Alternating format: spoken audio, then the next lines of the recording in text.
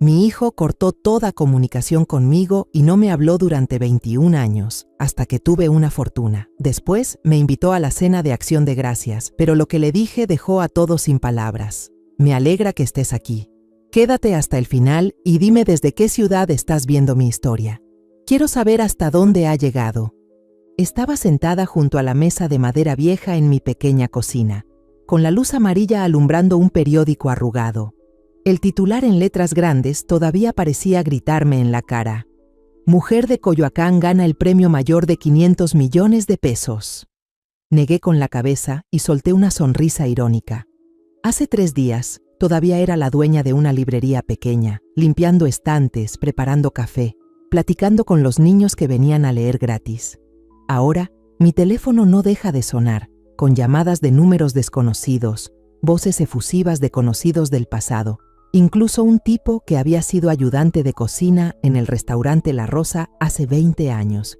Doña Elena, ¿cuánto tiempo? ¿Cómo ha estado?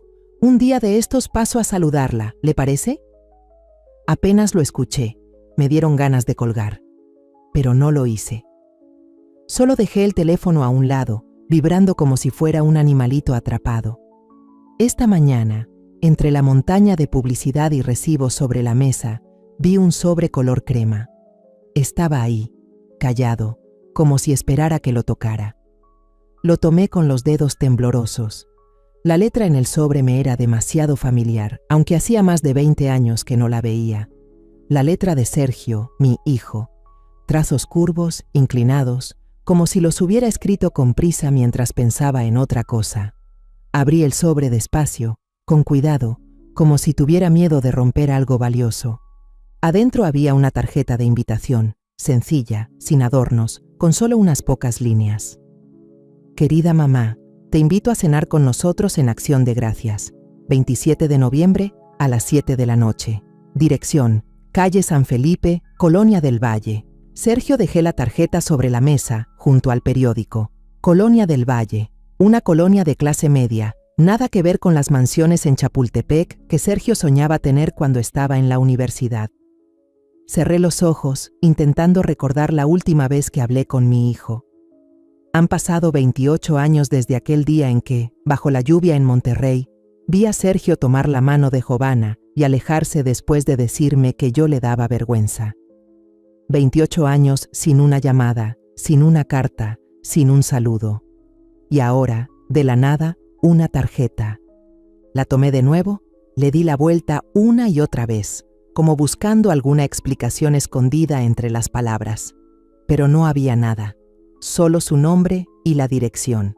Estos últimos 3 días, desde que salió la noticia del premio, mi teléfono ha sonado tanto que tuve que quitarle la batería para poder dormir una noche tranquila. Llamaron abogados que decían ser expertos en inversiones y querían ayudarme a manejar mi fortuna. Me llamó una vecina de antes, la misma que decía que mis faldas eran de rancho, ahora preguntándome cómo estaba, con una voz dulce como miel. Incluso el ayudante de cocina de hace años, que de pronto recordó que siempre me ha estado agradecido, porque una vez le di un plato extra cuando recién había perdido el trabajo. Me cansó escucharlos, pero la tarjeta de Sergio, esa era distinta. No se sentía como esas llamadas con doble intención. ¿O solo quiero creer eso? No lo sé. Solo sé que, al sostener esa tarjeta, el corazón me latía más fuerte, entre la esperanza y el miedo. Llamé a mi abogado, don Jorge, un señor ya mayor con voz grave y ojos agudos. Le conté sobre la tarjeta. Guardó silencio un momento y luego dijo, con tono tranquilo, «Doña Elena, no quiero preocuparla, pero esa tarjeta debería verla como una señal de alerta. Usted acaba de ganarse la lotería y ahora su hijo, quien no ha tenido contacto con usted en casi 3 décadas, de repente la invita a cenar. ¿Me entiende?» Lo entendía. No soy tonta. Sé que Jorge tenía razón. Pero también sabía, muy en el fondo, que no podía no ir. No por el dinero, no por Sergio, sino por mí misma. Quería ver a mi hijo, aunque fuera una vez, solo para saber cómo está, para saber si alguna vez pensó en mí, aunque fuera un instante en todos estos años. Interrumpí a Jorge, con voz baja. «Voy a ir, Jorge. Necesito ir. No para darle dinero, sino para... No lo sé, solo necesito ir. Él suspiró por el teléfono. Tenga cuidado, no deje que las emociones le ganen a la razón. Colgué, mirando la tarjeta sobre la mesa. Tenía razón, pero ya he vivido demasiado tiempo con los «y sí».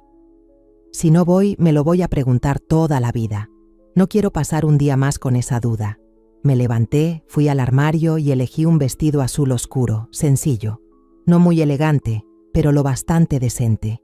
No quería parecer que estaba tratando de demostrar algo. Yo soy yo, Elena, la madre olvidada por 28 años.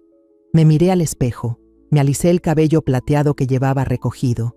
Mi rostro estaba lleno de arrugas, pero mis ojos seguían brillando, como si nunca hubieran dejado de esperar. Tomé la tarjeta, la guardé en mi bolso y le dije a Rosa, la encargada de la librería: «Hoy por la tarde me voy a ausentar. Rosa, ¿puedes cuidar el local por mí?»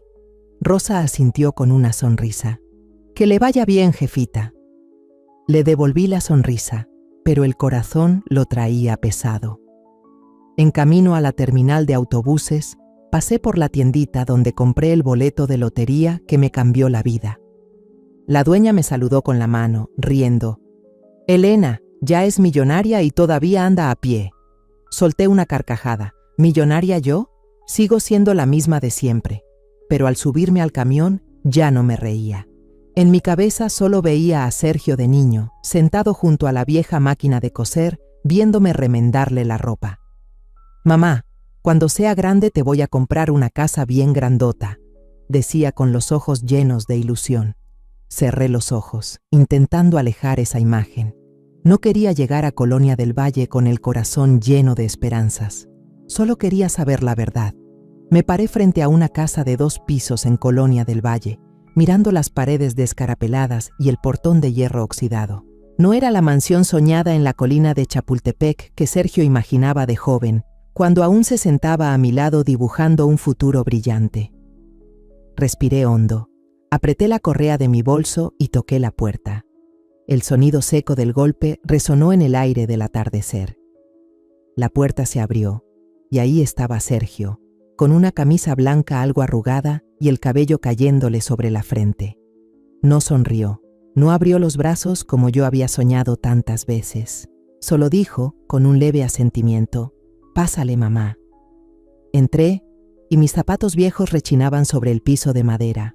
Un aroma a comida salía de la cocina, pavo al horno con puré de papa, pero no había el calor de una cena familiar. En la cocina, Giovanna estaba parada con un cuchillo en mano cortando verduras. Me echó una mirada rápida y volvió a bajar la vista. Camila, mi nieta, acomodaba los platos en la mesa, con su largo cabello amarrado en una coleta. Mateo, mi nieto, estaba en la esquina, pegado al celular, moviendo los dedos a toda velocidad. Nadie dijo nada. El ambiente era pesado, como si yo fuera una invitada no deseada. Caminé por la casa con la excusa de que quería verla, pero en realidad era para alejarme del ambiente incómodo que había.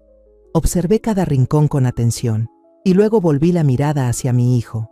De pronto, la imagen de la vieja máquina de coser en nuestra casita en Guanajuato me vino a la mente, tan clara como si hubiera pasado ayer. Me vi ahí, bajo la luz parpadeante del quinqué, remendando con cuidado la camisa rota de Sergio para que pudiera ir decente a la escuela. En ese entonces, Sergio tenía apenas 12 años. Se sentaba junto a mí dibujando en un papel mientras me contaba, todo emocionado, su sueño de ser pintor.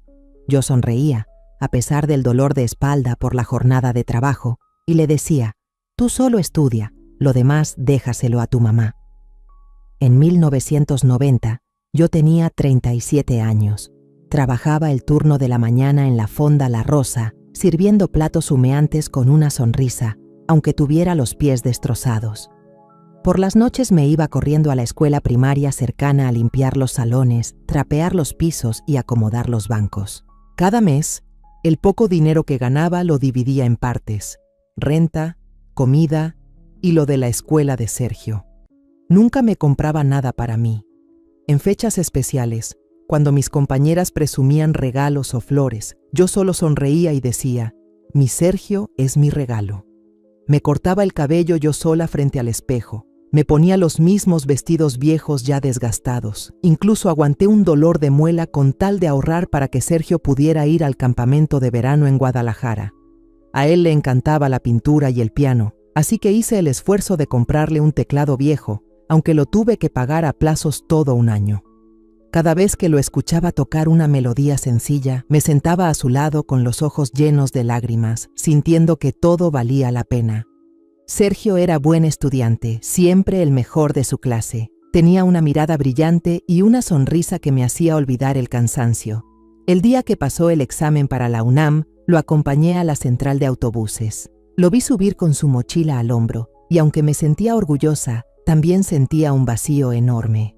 Mis zapatos ese día tenían un hueco grande en la suela. Lo cubrí con cinta adhesiva, pero aún así sonreí y le dije adiós con la mano. «Come bien, por favor», le dije con la voz entrecortada. Sergio asintió y me respondió sonriendo. «No te preocupes, mamá, te voy a hacer sentir orgullosa». Me quedé ahí, viendo cómo se alejaba el camión, sin saber que sería de las últimas veces que vería esa sonrisa. Con el tiempo, Sergio se fue alejando. Al principio volvía los fines de semana, contaba un par de cosas sobre la escuela y sus nuevos amigos. Pero poco a poco, esas visitas fueron menos frecuentes.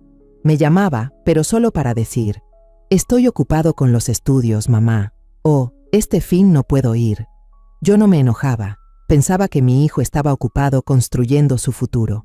Seguía enviándole dinero, seguía preparando cajitas con comida hecha en casa, aunque sabía que él ya ni las abría. Nuestras conversaciones se volvieron frías, como entre dos desconocidos que solo hablan por compromiso. Hasta que un día, Sergio trajo a Jovana. Era joven, bonita, vestía con ropa ajustada y tacones caros. Al entrar a la casa, miró todo alrededor, luego me sonrió, pero esa sonrisa no le llegó a los ojos.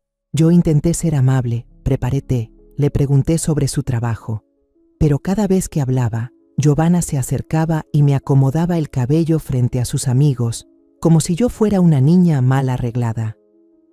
«Tía, doña Elena, su cabello está muy alborotado, déjeme se lo peino», decía con una voz dulce que me hacía sentir chiquita. Yo solo sonreía y asentía, aunque por dentro me dolía. En el cumpleaños de Sergio ese año, pasé toda la tarde haciendo un pastel. No soy buena para eso, pero quería que mi hijo tuviera un día especial. Batí la crema con cuidado, decoré con fresas frescas que compré en el mercado. Cuando saqué el pastel, Sergio sonrió, me dio las gracias, pero Jovana apenas lo miró y luego le dijo a sus amigas, «Sergio ya está grande y su mamá todavía parece señora de mercado». Esa frase, aunque fue en voz baja, me atravesó el corazón como un cuchillo. Me quedé en la esquina de la cocina, fingiendo limpiar, para que nadie notara que tenía los ojos rojos. Desde ese momento, empecé a darme cuenta que ya no era parte del mundo de Sergio. Soy su madre, sí, pero también una extraña, fuera de lugar entre sus amigos elegantes y las conversaciones que no entiendo. Seguí intentando. Le llamaba, le mandaba cartas, le preguntaba por la escuela, por su vida, pero cada vez sus respuestas eran más cortas, más frías. «No te preocupes, estoy bien», decía y colgaba. Empecé a sentirme como una sombra, como un recuerdo que tal vez él quería dejar atrás. Miraba la vieja máquina de coser en la esquina, ya cubierta de polvo, y me preguntaba si había hecho algo mal. Pero luego recordaba las noches sin dormir remendando su ropa, los días que no comí para ahorrar para él, y sabía que le di todo lo que tenía, solo que ya no lo necesitaba. Una mañana recibí un sobre blanco por correo. No tenía mensaje, ni una palabra, solo la dirección de mi casa escrita con letra descuidada. Lo abrí y era una invitación de boda brillante, con flores doradas. El nombre de Sergio y el de Jovana estaban escritos con tinta dorada. Abajo venía la información de la ceremonia en una iglesia grande de Monterrey. No hubo llamada, ni una invitación directa. Solo la tarjeta, fría como un aviso. La tomé con las manos temblando, la dejé sobre la mesa de la cocina, al lado de la vieja máquina de coser. Sergio, mi hijo, se va a casar, y yo, su madre, me enteré por un pedazo de papel. Llamé a doña Rosa, la dueña de la fondita donde antes trabajaba. la que me prestaba dinero cuando andaba mal. Rosa, necesito un pequeño préstamo, le dije con voz insegura. Ella no preguntó nada, solo se rió por teléfono. Elena, sé que me lo vas a pagar. Pero no fue suficiente. Abrí la cajita de madera bajo la cama, saqué el collar de plata que me dejó mi mamá, la única cosa que conservo de ella. Lo llevé a la casa de empeño y lo cambié por un puñado de billetes. Con eso compré un vestido azul oscuro, unos tacones baratos y un boleto de autobús nocturno a Monterrey. Me paré frente al espejo, me peiné y practiqué caminar con los tacones. Hacía años que no usaba otra cosa que camisetas y jeans viejos. Pero quería verme bien, que Sergio no sintiera vergüenza de mí en su gran día. El camión llegó a Monterrey cuando apenas amanecía. Fui temprano a la iglesia, me paré frente a la entrada, mirando cómo entraban los invitados vestidos de gala. Vestidos de seda, trajes elegantes, zapatos brillantes. Me sentí fuera de lugar. Apreté fuerte mi bolsa y caminé hacia la puerta. El que cuidaba la entrada, un muchacho con traje negro, me miró de arriba a abajo, frunció el ceño y preguntó: ¿Usted quién es? ¿Trabajadora o invitada? Sonreí apenas, con voz bajita. Soy la mamá del novio. El chavo se quedó helado, asintió con torpeza y señaló los últimos asientos de la iglesia. Puede sentarse allá atrás, me dijo, con tono educado pero con duda. Asentí. Entré y me senté sola en la última fila. Nadie me miró. Todos reían, se abrazaban, se saludaban, y yo ahí, callada, sintiendo los tacones lastimarme los pies. Miré hacia el altar, donde estaba Sergio, alto, guapo, con su traje negro. A su lado Jovana, en un vestido blanco, sonriendo como si nada faltara. Quise pararme, correr y abrazar a mi hijo, pero solo me quedé ahí sentada, apretando con fuerza el tirante de mi bolsa. La boda se llevó a cabo rápido. Sonaron las campanas de la iglesia y la gente aplaudió cuando Sergio besó a Jovana. Yo también aplaudí, pero bajito, como con miedo de molestar. Después de la ceremonia, la recepción fue en un salón grande, con lámparas de techo brillando y las mesas cubiertas con manteles blancos impecables. Me quedé junto a la barra, con un vaso de agua en la mano, viendo a todos bailar y reír. Nadie se acercó a hablar conmigo. Vi a la mamá de Jovana. Llevaba un vestido de seda rojo, el pelo peinado con esmero. Pasó frente a mí, me miró y preguntó con voz suave pero filosa: «Perdón, ¿usted es del servicio o es parte del personal del evento?» Me quedé helada. Tratando de mantener la calma le contesté: «Soy la mamá del novio». Ella abrió los ojos sorprendida, murmuró una disculpa y se fue, como si yo no existiera. Me quedé ahí con el vaso de agua fría en la mano, sintiéndome más chiquita que nunca. Mientras todos seguían bailando, sentí que me faltaba el aire y salí al pasillo a respirar. Pasé por la cocina y vi a Jovana sola, temblándole la mano mientras servía una copa. La luz tenue iluminaba su muñeca, donde tenía un moretón oscuro. Me acerqué y le pregunté con preocupación: «¿Estás bien, Jovana?» Ella se sobresaltó. Se bajó la manga rápido para taparse el moretón y sonrió forzada. «Cosas sin importancia, tía. Las bodas cansan». Iba a preguntarle más, pero Sergio entró, frunció el ceño al verme. Tomó a Jovana del brazo y la sacó, diciendo molesto: «¿Qué está haciendo aquí mi mamá?» Respiré hondo y le contesté bajito: «Vi un moretón en la muñeca de Jovana». Me preocupé. Sergio me miró con frialdad. Se acercó con tono bajo pero tajante. «Mamá, ¿no puedes comportarte como una persona normal? Te apareces con un vestido barato, parada como si fueras del servicio, y ahora te metes en mi vida de pareja. Me haces quedar en ridículo». Me quedé inmóvil. Sus palabras fueron como cuchillos. Quise explicarle: «Solo quiero ayudar». Pero me interrumpió, más fuerte: «No te metas en mi vida. Yo tengo todo: familia, futuro, dinero, cosas que tú nunca tuviste. No me arrastres contigo». Se fue, dejándome ahí, abrazando mi bolso con manos temblorosas. Una mesera joven se acercó y me devolvió el bolso que se me había caído. «Señora, esto es suyo», dijo en voz baja. Le agradecí y salí. Empezó a llover, empapando el vestido nuevo que tanto me esmeré en elegir. El labial se me corrió, mezclándose con la lluvia en mis mejillas. Subí al autobús, me senté en silencio, mirando por la ventana. La ciudad de Monterrey se desdibujaba bajo la lluvia. No lloré, pero sentía el corazón muy pesado. Había entregado toda mi vida a Sergio, pero ese día entendí que, para mi hijo, solo era una madre del rancho, alguien que no encajaba en su mundo. Estaba sentada en mi cocinita, la luz amarilla iluminaba la carta que acababa de terminar. La tinta aún fresca, las letras temblorosas pidiendo perdón a Sergio por haberme pasado en la boda. No sé en qué fallé, pero quería arreglar las cosas, que mi hijo entendiera que solo me preocupaba por Giovanna, que deseaba lo mejor para ellos. Doblé la carta, la metí en un sobre, le puse estampilla con cuidado y fui al correo. Cada día después de eso, revisaba el buzón con la esperanza de una respuesta, aunque fueran unas cuantas palabras, pero nunca llegó nada. Solo había recibos y volantes que llenaban el buzón, como si mi carta nunca hubiera existido. Para el cumpleaños de Sergio ese año, pasé toda la semana recorriendo el mercado en busca de un reloj de pulso.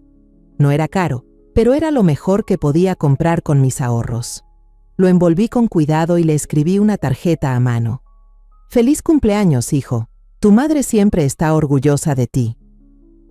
Estuve en la oficina postal viendo cómo la empleada sellaba el paquete, deseando que Sergio lo abriera, que sonriera al ver el regalo de su mamá. Pero 2 semanas después me lo regresaron con un sello rojo que decía: «No se recibió». Me quedé en la cocina con el paquete en las manos, temblando. No lo abrí. Solo lo guardé en el cajón, junto a la carta sin respuesta. Un año después, por casualidad, vi una nota pequeña en el periódico local.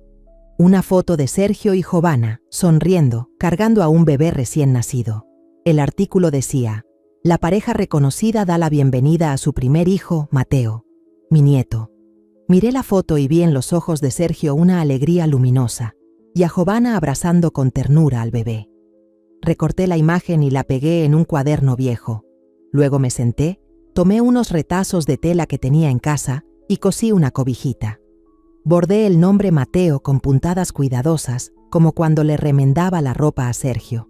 La envolví y la mandé a su dirección en Monterrey, sin remitente, solo con la esperanza de que la guardaran para el niño. Una semana después, el paquete fue devuelto. La estampilla que decía «rechazado» me golpeó como una cachetada. Abracé la cobija, me senté en silencio en la silla y acaricié las letras que había bordado. No lloré, pero sentí que algo dentro de mí se rompía. Desde entonces, dejé de escribir cartas, dejé de enviar regalos con mi nombre. Empecé a mandar tarjetas de Navidad, tarjetas de cumpleaños, pequeños obsequios como libros ilustrados para niños, siempre sin remitente. Tenía la esperanza de que al menos los conservaran, aunque fuera arrumbados en algún rincón de la casa, pero nunca supe si llegaban a las manos de alguien. Cada vez que mandaba algo, me quedaba en la oficina de correos mirando cómo ponían el sello, diciéndome por dentro: con que Mateo o Camila lo toquen, ya es suficiente. Pero nunca hubo respuesta, ningún indicio de que supieran que yo seguía intentando. Cuando Mateo cumplió 6 años, supe que iba a dar un recital de piano en una escuela internacional en Polanco. No pensaba ir, pero no pude resistirme. Manejé mi carro viejito hasta allá. Lo estacioné en una esquina, lejos de la entrada. Me quedé fuera del auditorio, mirando por la ventana. Vi a Mateo, tan chiquito, sentado frente a un piano enorme. Tocaba una melodía sencilla, sus deditos deslizándose por las teclas, su mirada concentrada. Cuando terminó la pieza, se puso de pie y saludó. Yo aplaudí suavecito, desde atrás del cristal. El corazón me latía con fuerza, llena de orgullo y dolor al mismo tiempo. Vi a Sergio en una esquina del salón, aplaudiendo también, hasta que de pronto buscó con la mirada. Sus ojos se encontraron con los míos y su cara se endureció. Tomó a Mateo de la mano y se lo llevó rápido hacia la salida, como si temiera que yo entrara, que interrumpiera algo. Me quedé ahí, viendo cómo se alejaban mi hijo y mi nieto, con la mano aún sobre el vidrio, frío como el momento. Después de eso, no volví a ningún otro recital, pero cada mes seguía manejando frente a su casa en Monterrey. Lo hacía despacio, solo para ver el jardín desde la calle. Una vez vi a Camila, mi nieta, sentada afuera leyendo, riéndose con unas amigas. Tenía la frente amplia, igualita a mí cuando era joven. Detuve el coche unos segundos y la miré a través del parabrisas. Una vez, Camila alzó la vista y sus ojos se cruzaron con los míos. Me giré de inmediato y aceleré, con el corazón latiendo fuerte. Ella inclinó la cabeza, como si intentara recordar algo. Pero no me atreví a quedarme, ni a dejar que viera bien mi rostro. Pasaron los años y yo seguí viviendo, trabajando en la Fonda La Rosa, remendando ropa con mi vieja máquina de coser. Cada vez que mandaba un regalo, cada vez que pasaba frente a la casa de Sergio, me repetía que solo quería saber si estaban bien. Pero cada paquete devuelto, cada vez que Sergio me daba la espalda, me hacía sentir como un fantasma, como si mi existencia solo sirviera para recordar que ya no formaba parte de sus vidas. Guardaba los regalos devueltos en una caja de madera, junto con las cartas sin respuesta. Esa caja se fue llenando, y entendí que esos 28 años de silencio no eran solo una decisión de Sergio, sino el precio que yo tenía que pagar por haber amado como madre. Aquella mañana el restaurante La Rosa estaba más lleno de lo normal. Yo, con mis 57 años, seguía sirviendo charolas de comida, limpiando mesas, sirviendo café como todos los días. Don Miguel, un cliente de siempre, estaba sentado en la esquina del local y sonrió cuando le llevé su taza de café. «Elena, tú siempre tan rápida», dijo con su voz rasposa. Le devolví la sonrisa, pero justo al darme la vuelta, un dolor agudo me atravesó el pecho como si fuera un cuchillo. La taza de café se me cayó al suelo y se hizo pedazos. Traté de agarrarme de la mesa, pero las piernas ya no me respondieron. Me caí, con la mejilla pegada al piso de madera helado. Se escucharon gritos de los clientes, empleados llamándose entre ellos. Y luego, oscuridad. Desperté en una sala de hospital, con ese olor fuerte a desinfectante. Tenía las manos llenas de cables y las máquinas hacían ruidos constantes junto a mí. Una enfermera joven, con lentes, entró y revisó los gráficos. «Ya se siente mejor», dijo con una voz suave. «¿Hay alguien a quien podamos llamar por usted?» Abrí la boca, a punto de decir el número de Sergio, pero me detuve. Ese número me lo sabía de memoria desde hacía años, pero la última vez que llamé solo sonó en vano. «No», dije en voz baja, «no hace falta». La enfermera asintió y me dejó sola con aquella habitación blanca y los sonidos regulares de las máquinas. Estuve 3 días internada. Desde la ventana veía el cielo gris de la ciudad. En el piso de arriba, a través del vidrio, vi a una señora mayor siendo cuidada por su hija. La muchacha le llevaba atole, la alimentaba con cucharita, le tomaba la mano, platicaban animadas. Las miré. Luego vi mis propias manos, vacías. Ni una llamada, ni una visita. Pensé en Sergio, en Mateo, en Camila. Me pregunté si sabrían que estaba aquí o si ya me habían olvidado hace tiempo. No lloré, pero cada vez que cerraba los ojos, veía a Sergio dándome la espalda en el recital de piano de Mateo, con esa mirada fría que parecía decirme que ya no tenía lugar. El doctor llegó. Era un hombre de mediana edad, con tono serio. «Señora Elena, tiene un trastorno del ritmo cardíaco, probablemente por estrés. Necesita descansar, bajar la presión, buscar cosas que le den alegría». Asentí, pero por dentro solo pensaba, ¿alegría? Toda la vida viví para Sergio, para cartas que nunca respondía, para regalos que me regresaban. ¿Dónde estaba mi alegría ahora? Al salir del hospital, no volví directo a casa. Caminé despacio hacia una librería chiquita cerca de donde vivo, a la que llevaba a Sergio cuando era niño. Recordé cómo se sentaba en la esquina leyendo cómics, con esa sonrisa tan grande. Entré, respiré el olor a papel viejo y escogí unos libros sobre sanación, sobre aprender a vivir para uno mismo. La vendedora, una muchacha joven, me sonrió. Escogió muy buenos libros. Se va a sentir más ligera después de leerlos. Le sonreí, pagué y abracé los libros al salir. Esa noche me inscribí en un curso de contabilidad por las noches en la universidad comunitaria. Al principio me sentía muy fuera de lugar. Yo, una señora de 57 años, sentada en la última fila, rodeada de jóvenes. No sabía cómo abrir un archivo PDF, ni cómo mandar un correo. Una vez se me cayeron todos los papeles y me puse a recogerlos toda torpe. Un estudiante, Ernesto, con rizos y una sonrisa muy amable, se sentó a mi lado y me dijo: «Señora, le enseño cómo usar el correo, ¿va?». Su voz era cálida. Con paciencia me fue guiando paso a paso hasta que logré enviar mi primer correo. Miré a Ernesto y recordé a Sergio de niño, cuando me enseñaba a amarrarme los zapatos con la misma paciencia. Le sonreí, le agradecí y sentí que algo se alivianaba por dentro. Desde entonces empecé a levantarme más temprano. Empecé a guardar cada peso que me sobraba en una latita de galletas que etiqueté con un día, el día en que viviría para mí. Cada semana ponía unos cuantos pesos ahí, como un recordatorio de que estaba reconstruyendo mi vida. Dejé de enviarle cartas a Sergio, dejé de pasar por su casa. Ya no quería esperar otro rechazo. Compré un diario y escribí la primera frase. Ya no vivo esperando que me inviten a entrar. Vivo para crear mi propio lugar. Cada noche, después de mis clases, me sentaba bajo la luz de mi lámpara, leía, hacía tareas. Había noches en que estaba tan cansada que me quedaba dormida sobre el escritorio, pero al día siguiente me levantaba, preparaba café y seguía. Empecé a notar que estaba cambiando, no porque hubiera olvidado a Sergio o el dolor, sino porque me di cuenta de que todavía podía vivir, seguir aprendiendo y ser alguien más aparte de la mamá de Sergio. Veía la lata de hojalata que decía un día, ahora más pesada, y pensaba que tal vez esta era la primera vez que me caía y me levantaba sola, sin que nadie me ayudara. Después de los días en el hospital, decidí que no iba a dejar que el dolor me hundiera más. Estaba cansada de esperar una llamada de Sergio, una carta, o aunque fuera una señal de que aún se acordaba de su mamá. Abrí la lata de un día y conté el dinero que había ahorrado. No era mucho, pero sí suficiente para empezar algo nuevo. Me inscribí al examen de admisión para la licenciatura en Contaduría y Administración en la Universidad Abierta Nacional.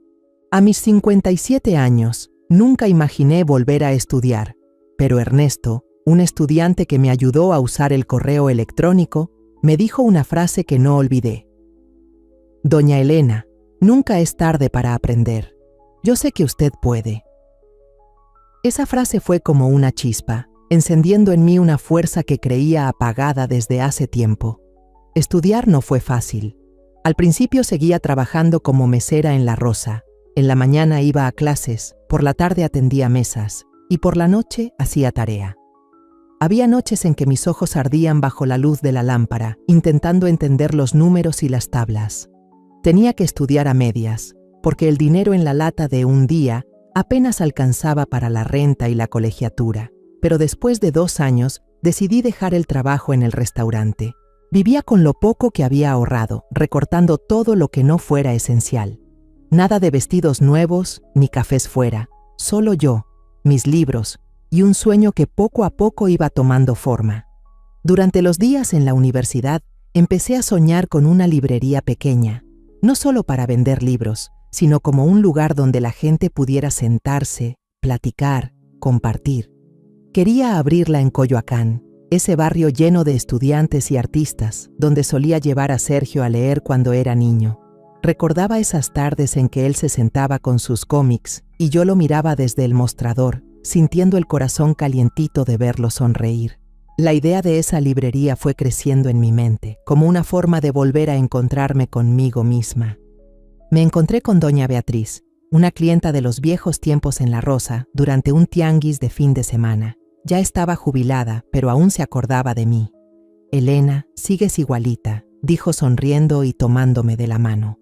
Le conté sobre la librería. Ella asintió, con los ojos brillando. «Conozco un local chiquito en Coyoacán. Está viejo pero sale barato. Déjame ayudarte a contactarlos».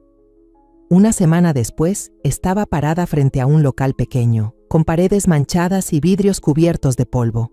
No era bonito, pero yo le vi potencial. Firmé el contrato de renta, gastando casi todo lo que había en la lata de un día. Arreglé el local con mis propias manos. Pinté las paredes de verde claro, porque Sergio siempre decía que ese era el color de la esperanza. Con la ayuda de unos estudiantes de arte de la universidad cercana, armamos los estantes. Eran jóvenes, entusiastas, y aceptaron trabajar a cambio de café gratis y el derecho de leer lo que quisieran. Juntos limpiamos los vidrios, acomodamos libros, pusimos mesitas de madera. Cada noche volvía a casa con el cuerpo molido, pero el alma tranquila. Ya no pensaba en cartas devueltas ni en la mirada fría de Sergio. Estaba construyendo un lugar que por fin era mío. La librería, a la que llamé Café de Letras Bronker, la inauguré en un día con llovizna. Solo llegaron 4 clientes, 2 estudiantes y una pareja de señores mayores. Se quedaron toda la tarde leyendo, tomando café que yo misma preparé. Una chica joven, con el cabello recogido en una coleta alta, me dijo: «Señora, este lugar se siente bien bonito. Voy a volver». Sonreí, le di las gracias y sentí el corazón contento. El lugar no se llenaba, pero no me importaba. No necesitaba que estuviera lleno. Solo quería un espacio donde personas como yo, esas que alguna vez se sintieron perdidas, pudieran encontrar algo de consuelo. Un mes después, estaba detrás del mostrador preparando café cuando sonó la campanita de la puerta. Entró una joven. Se quedó parada ahí, mirando como si buscara algo. No la reconocí de inmediato. Llevaba una chaqueta azul, el cabello largo y una frente amplia que me recordó a mí misma de joven. Sonreí y pregunté: «¿Buscas algún tipo de libro?». Me miró y con voz bajita dijo: «Uno para los que no pertenecen a ningún lado». Me quedé helada, pero asentí y la llevé al estante. Saqué un ejemplar de Pedro Páramo y se lo ofrecí. «Este está bueno, pero no es fácil, pruébalo». Lo tomó, hojeó unas páginas, luego levantó la mirada y sonrió apenas. «Gracias, señora». Pagó el libro y se fue, sin decir su nombre. Pero cuando la puerta se cerró, lo supe. Era Camila, mi nieta. Me quedé detrás del mostrador, con la cafetera en la mano, el corazón alborotado. Camila había venido, pero no dijo nada sobre Sergio, ni sobre Jovana, ni sobre todos esos años de silencio. Solo vino, compró un libro y se fue. No sé si me reconoció, pero su sonrisa, aunque tenue, fue lo primero en 28 años que me hizo sentir que no estaba completamente olvidada. Miré hacia la puerta y vi cómo su figura se perdía bajo la lluvia. No la seguí, no grité. Solo me di la vuelta, seguí limpiando el mostrador, preparando café. Esta librería no la hice para esperar que Sergio o alguien regresara. Es mía, es el lugar desde donde me levanté del hoyo y voy a seguir caminando, paso a paso. Una mañana de marzo, con el cielo despejado, entré a la tienda de Doña Ana, la que está cerca del mercado de Coyoacán. Olía a pan recién horneado y Doña Ana, desde el mostrador, me saludó sonriendo. «Elena, ¿qué vas a llevar hoy? Tenemos promoción de boletos de lotería. Compras 2 y te doy uno más». Solté la risa y negué con la cabeza. Tenía 10 años sin comprar boletos, pero ese día, no sé por qué, le dije: «Está bien, dame 3». Los metí en la bolsa sin pensar mucho y regresé a la librería a seguir limpiando estantes, haciendo café. Ahí se quedaron los boletos, olvidados, hasta una semana después. Esa tarde estaba limpiando las mesas con la tele encendida en la esquina. La voz del presentador empezó a leer unos números. No le puse atención, hasta que dijo: «Y la ganadora del premio mayor es…», y escuché una combinación que me sonó conocida. Me congelé, el corazón me latía fuerte. Corrí al mostrador y saqué el boleto que había pegado en un tablón donde anotaba pendientes. Los números coincidían exacto. Me dejé caer en la silla, con las manos temblando. No lo podía creer. 500 millones de pesos. Más o menos 25 millones de dólares. Una cantidad que ni en sueños me había imaginado. Llamé al licenciado Jorge, el abogado que conocí cuando abrí la librería. «Licenciado, creo que gané la lotería», le dije casi sin voz. Llegó de inmediato, revisó el boleto y me llevó a la oficina de la lotería. Después de varios trámites, lo confirmaron. Era la ganadora. La noticia corrió como pólvora. La prensa llegó a la librería. Había fotógrafos por todos lados. «Señora Elena, ¿qué piensa hacer con el dinero?», preguntó uno. Yo, con mi delantal de siempre, detrás del mostrador, les dije: «Seguiré vendiendo libros, pero ahora puedo imprimir unos cuantos que siempre quise». Rechacé todas las entrevistas que siguieron, cerré la librería temprano, me fui a casa y cerré la puerta con llave. Mi teléfono no dejaba de sonar. Conocidos de antes, vecinos, incluso personas que jamás había visto, todos querían felicitarme. No me sorprendió que Sergio no llamara. En 28 años, mi hijo no me había buscado ni una sola vez. Pero 3 días después, un sobre color crema apareció en el buzón. Dentro venía una invitación para la cena de Acción de Gracias en casa de Sergio, en la Colonia del Valle. Sostuve la tarjeta entre los dedos, pasándolos por la letra de mi hijo, con el corazón revuelto. Sabía por qué había llegado esa invitación. No soy tonta. Pero igual quise ir.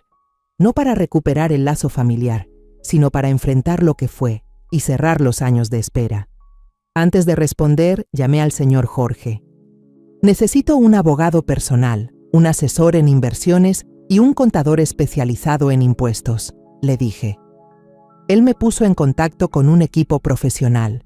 En menos de una semana me senté con ellos y planeamos qué hacer con el dinero. No quería que me nublara la vista. He vivido toda mi vida con estas manos y quiero que ese dinero tenga un propósito. Decidí crear 3 fondos. El Fondo Mateo y Camila, para becas universitarias para mis nietos, pero solo si cumplen con los requisitos. No quiero que piensen que estoy comprando su cariño.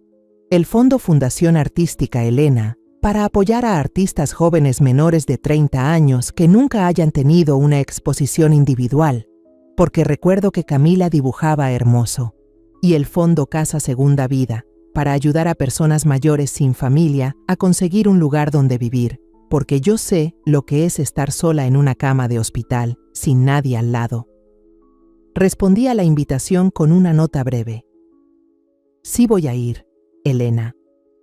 Pero no iba para arreglar las cosas como madre, ni para pedir perdón o rogar.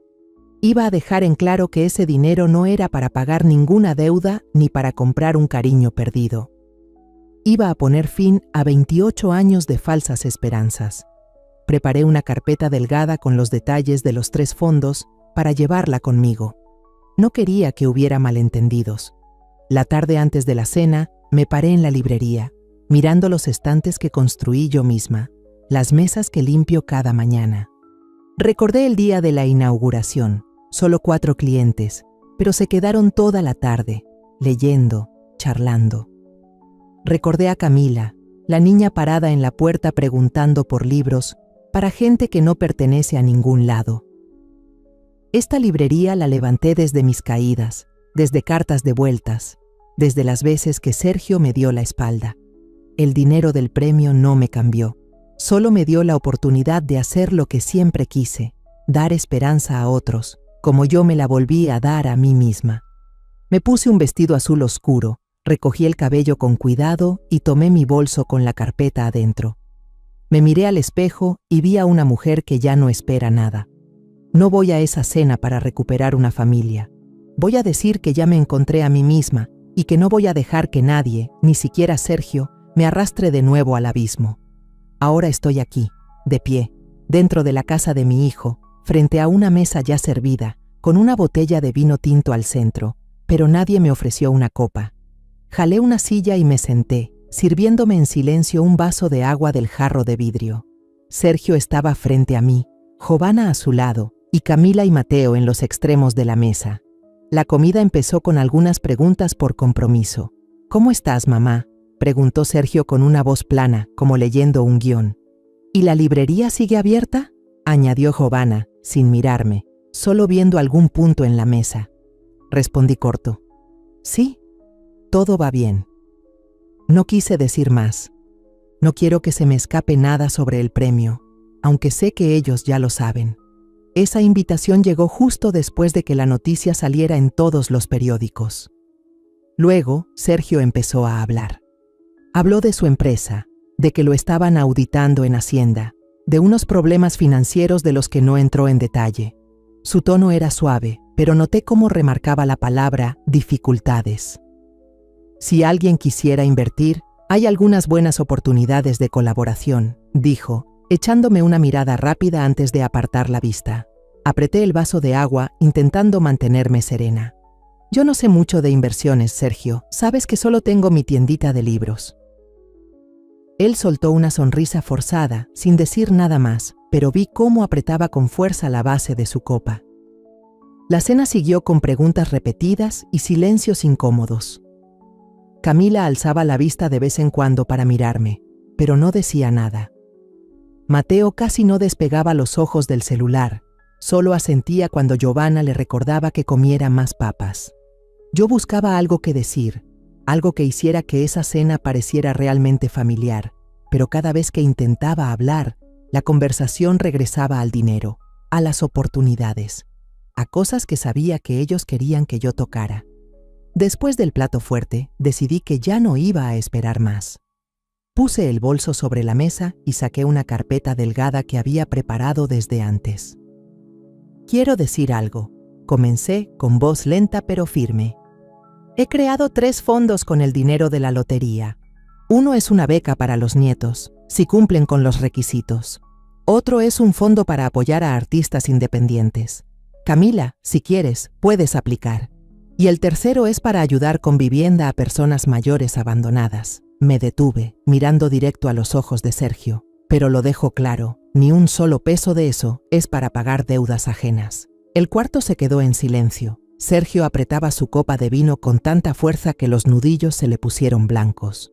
¿O sea que nos sales con esto?, dijo con un tono frío. Lo miré, a ese hijo por el que sacrifiqué toda mi juventud, y vi a un desconocido. Ya no era el niño que solía sentarse junto a la máquina de coser y me prometía comprarme una casa grande. Giovanna bajó la cabeza, se secó los ojos con una servilleta y salió rápido del comedor. Mateo se levantó sin decir nada y subió las escaleras. Solo Camila se quedó sentada, mirándome primero a mí y luego a su papá. «Papá, mamá, ya basta», dijo, en voz baja pero firme. Pero Sergio no paró. Me miraba con rabia y decepción, como si le hubiera quitado algo que le pertenecía. Me puse de pie, recogí la carpeta y la guardé en el bolso. «Gracias por la invitación», dije con calma, aunque por dentro tenía un mar revuelto. «Ya me voy». Caminé hacia la puerta sin volver la vista atrás. El portón de metal chirrió cuando lo empujé, el sonido resonando en el aire frío de la noche.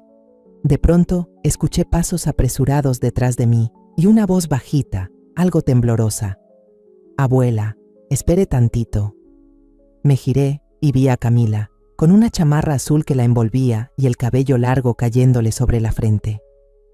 Me miraba con los ojos brillantes pero inseguros.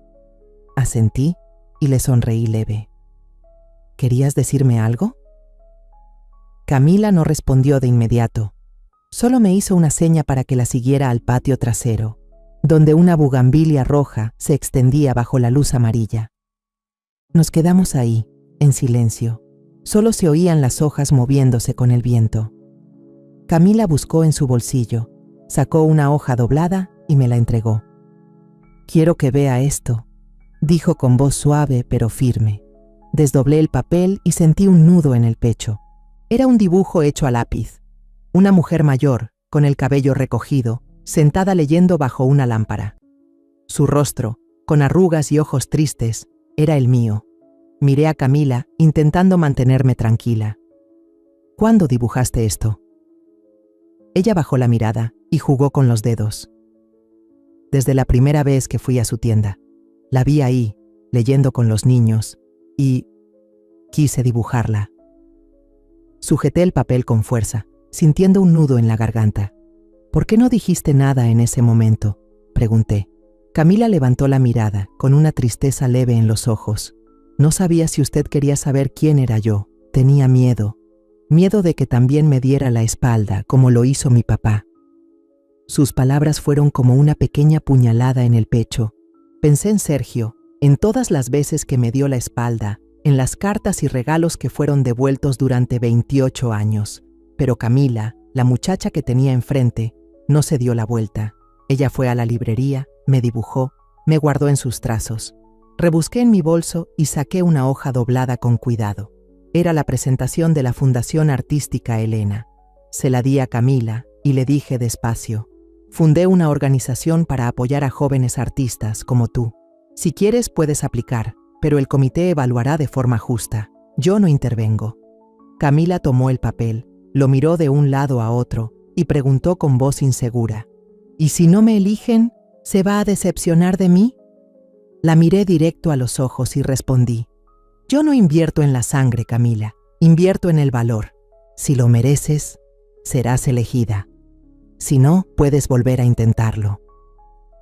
Ella asintió con una sonrisa suave, pero sus ojos brillaban, como si estuviera conteniendo las lágrimas. Antes de irse, Camila me miró y preguntó bajito: ¿usted aún guarda algo del pasado?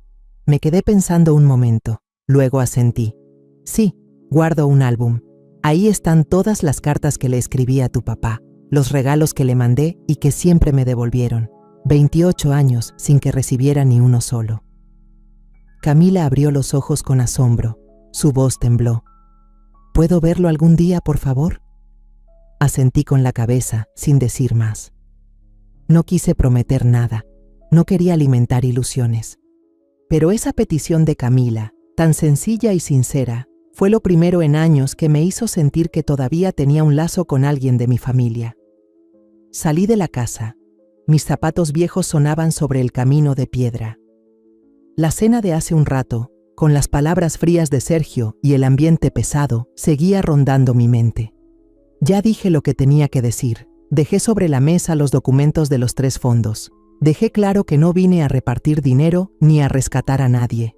Solo quería cerrar esto, acabar con 28 años esperando algo que nunca llegó. Justo cuando abría la reja de hierro para salir a la calle, escuché pasos rápidos detrás de mí. ¡Mamá!, gritó Sergio con voz ronca y asustada. Me detuve y me di la vuelta. Mi hijo estaba ahí, en medio del patio, con los ojos rojos. Corrió hacia mí y me agarró la mano con tanta fuerza que pude sentir la desesperación en sus dedos. «Mamá, lo siento», dijo con la voz entrecortada. «Yo ya no tengo nada. La empresa quebró. Estoy hasta el cuello de deudas. Te necesito». Sus palabras me atravesaron, no por el dolor, sino por lo crudo de la verdad. 28 años sin una llamada, sin una carta, y ahora que tengo dinero, está aquí, suplicando. Lo miré a los ojos y vi a un hombre cansado, que ya no era el niño que solía sentarse junto a la máquina de coser y me prometía comprarme una casa grande. No retiré mi mano, pero tampoco la apreté. «Tú elegiste no tener madre durante 28 años», le dije, con voz serena y lenta. «Y ahora yo estoy respetando esa elección».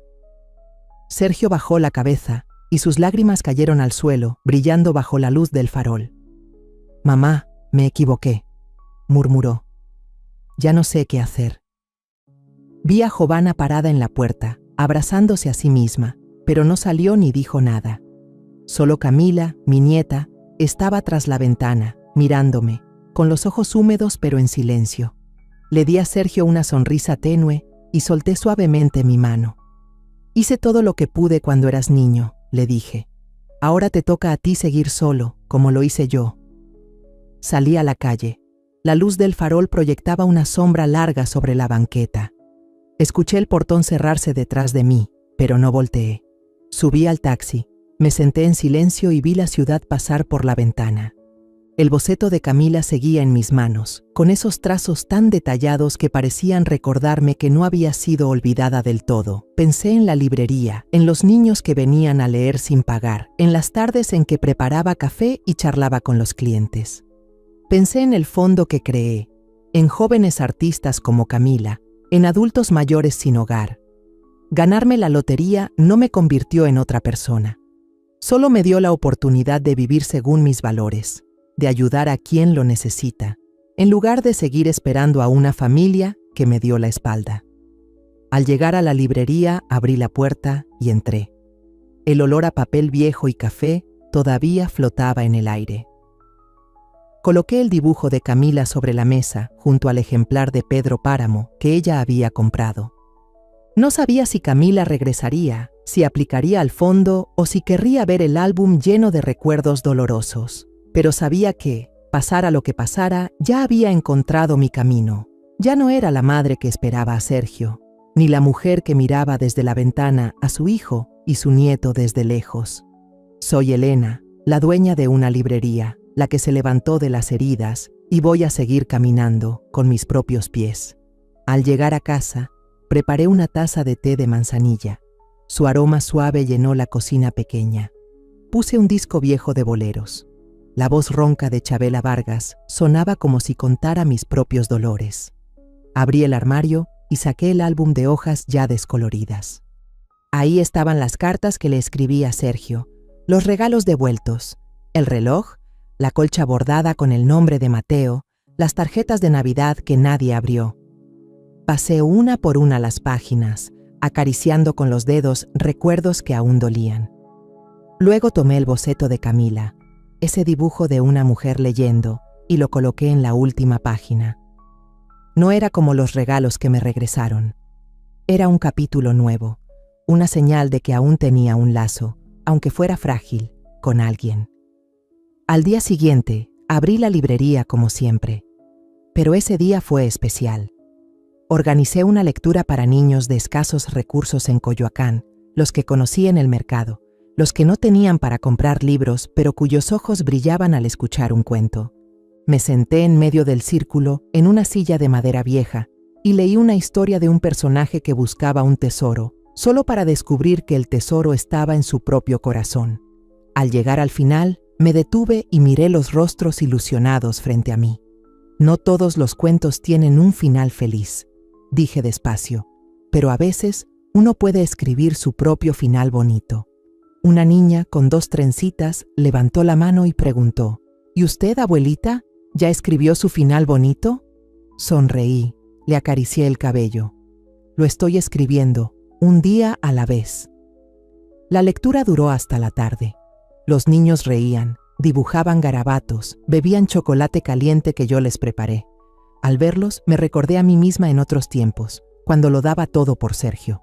Pero ahora ya no vivo por nadie más.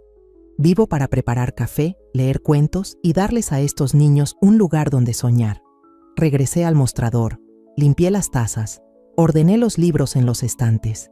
La librería Café de Letras Bronker ahora tenía más vida. No solo venían estudiantes, también adultos mayores, artistas jóvenes, gente que buscaba una charla amable. Pensé en Camila, en su dibujo, en sus palabras pidiendo ver el álbum. No sabía si volvería, pero tenía claro que yo ya había encontrado mi rumbo. Ya no espero a Sergio, ya no vivo para disculpas que nunca llegan. Soy Elena, la que cayó, la que se levantó, y ahora está escribiendo su propia historia con páginas nuevas, con tazas de café humeante y con las sonrisas de los niños. Mi círculo se cerró, no con reconciliación, sino con libertad. Soy Elena, la que atravesó 28 años de dolor, desde los días en que lo dio todo por su hijo, hasta los rechazos y silencios que vinieron después, y que finalmente encontró su camino. La lección más grande que quiero compartir después de todo esto es: aunque la vida sea dura, aunque las personas que más amamos nos lastimen, aún podemos levantarnos y reescribir nuestra historia. Aprendí que el valor de uno no depende de que otros te acepten, sino de cómo eliges vivir, amar y entregarte, aunque sea desde una pequeña librería o con niños desconocidos. No me arrepiento de haber amado a Sergio, pero entendí que no necesito su aprobación para vivir una vida con sentido. La historia que contamos es ficticia, pero está basada en algunos hechos reales. Los nombres y lugares han sido cambiados para proteger la identidad de quienes estuvieron involucrados. No contamos esto para juzgar, sino con la esperanza de que alguien escuche y se detenga a pensar: ¿cuántas madres están sufriendo en silencio dentro de su propia casa? Siento verdadera curiosidad. Si fueras tú en mi lugar, ¿qué harías? ¿Elegirías callar para mantener la paz o te atreverías a enfrentarlo todo para recuperar tu voz? Quiero saber lo que piensas, porque cada historia es una vela que puede iluminar el camino de alguien más. Dios siempre bendice, y yo creo firmemente que el valor nos lleva a días mejores. Mientras tanto, En la pantalla final te dejo 2 de las historias más queridas del canal. Te aseguro que te sorprenderán. Gracias por haberte quedado hasta aquí.